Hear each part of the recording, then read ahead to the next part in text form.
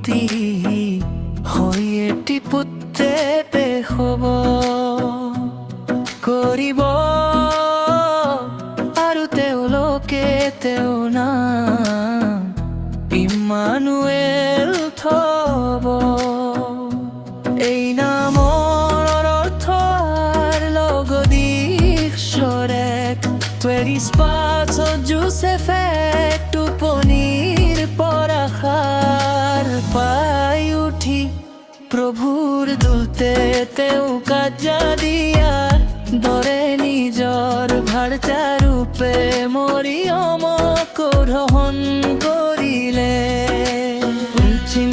কিন্তু প্ৰসৱ নকৰা পৰ্যন্ত জোসেফে তেওঁৰ উটনিতে গ্ৰহণ নকৰিলে।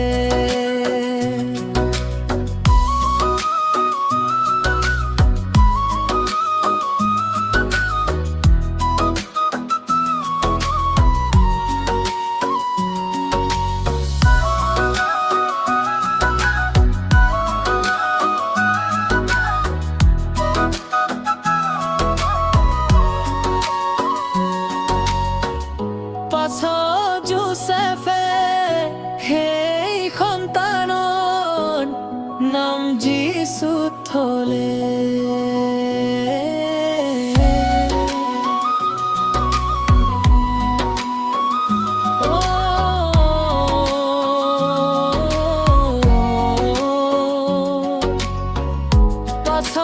জোসেফে সেই সন্তানৰ নাম যীশু থলে। এই নামৰ অৰ্থ আমাৰ লগত ঈশ্বৰক পাৰিছ পাছত জোসেফে টোপনিৰ পৰা সাৰ পাই উঠি প্ৰভুৰ দূতে তেওঁক আজ্ঞা দিয়াৰ দৰে নিজৰ ভাৰ্যা ৰূপে মৰিয়মতে গ্ৰহণ কৰিলে।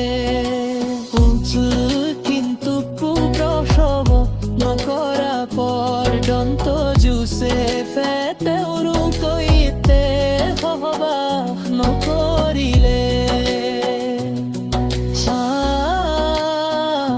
সেই কুমাৰী গৰ্ভৱতী হৈ এটি পুত্ৰ প্ৰসৱ কৰিব